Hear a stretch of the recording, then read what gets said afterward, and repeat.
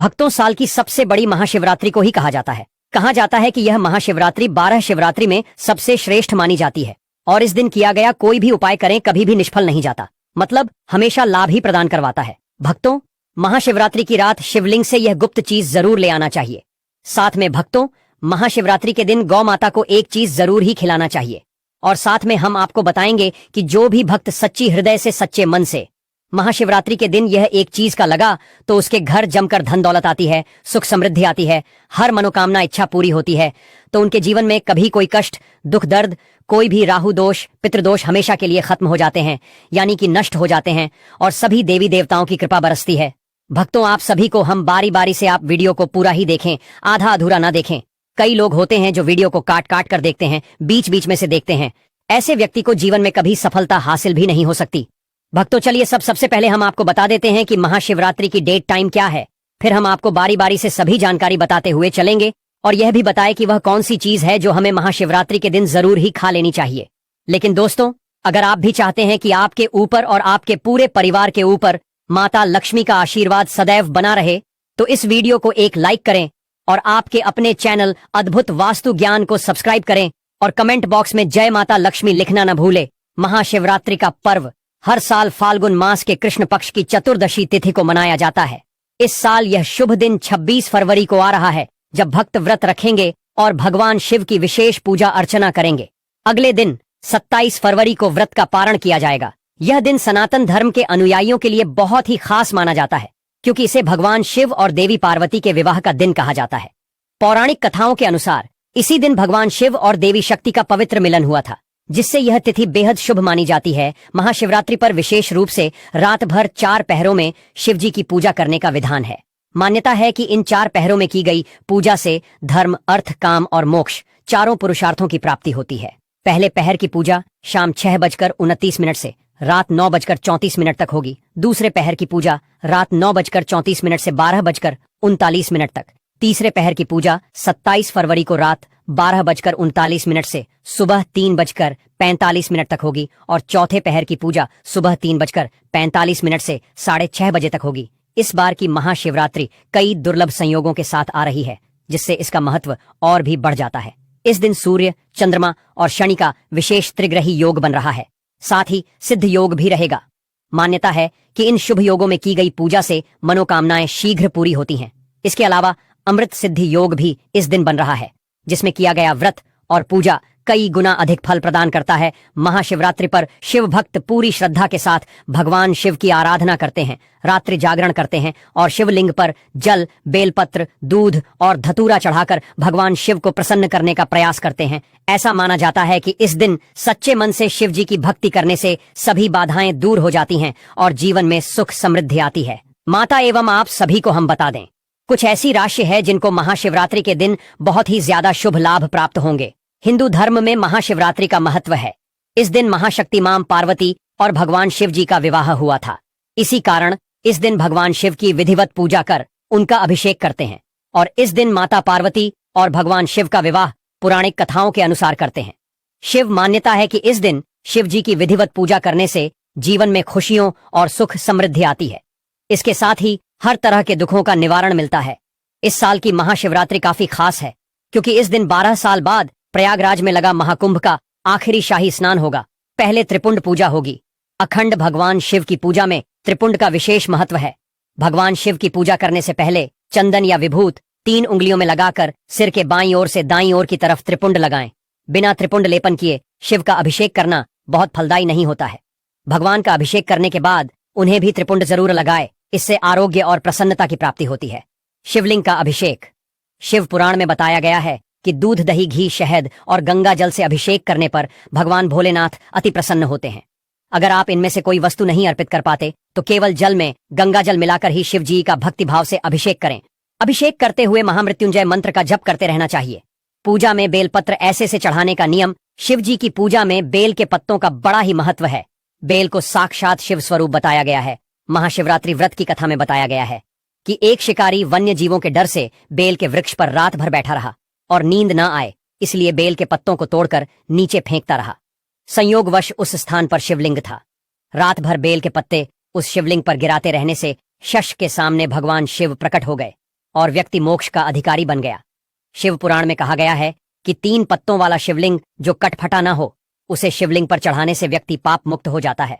वैसे तो एक बेलपत्र अर्पित करने से ही भोलेनाथ प्रसन्न हो जाते हैं, लेकिन संभव हो तो 11 या 51 बेलपत्र जरूर चढ़ाएं। महाशिवरात्रि पर मंदिर जाएं तो पूजा में ना करें, यह क्षति से बचाएगा। अक्षत भगवान ऐश ने अपनी पूजा में अक्षत के प्रयोग को महत्वपूर्ण बताया है। शिवलिंग के ऊपर अटूट चावल जरूर चढ़ाएं। अगर संभव हो तो पीले रंग के वस्त्र में अटूट चावल 1.25 मुट्ठी रखकर शिव जी का अभिषेक करने के बाद शिवलिंग के पास रख दें। इसके बाद महामृत्युंजय मंत्र अथवा ओम नमः शिवाय मंत्र का जितना अधिक संभव हो जप करें। इस विधि से शिवलिंग की पूजा गृहस्थ के लिए शुभ माना गया है। इससे आर्थिक समस्या दूर होती है। शिव जी की पूजा में कुछ खास बातों का ध्यान रखना बहुत जरूरी होता है, खासकर जब बात अभिषेक की हो। बहुत से भक्त शिवलिंग का अभिषेक दूध से करते हैं, लेकिन इसके लिए हमेशा कच्चे दूध का ही प्रयोग करना चाहिए।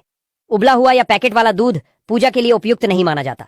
अगर कच्चा दूध उपलब्ध न हो तो उसकी जगह ठंडे जल से अभिषेक करना ही सबसे अच्छा होता है।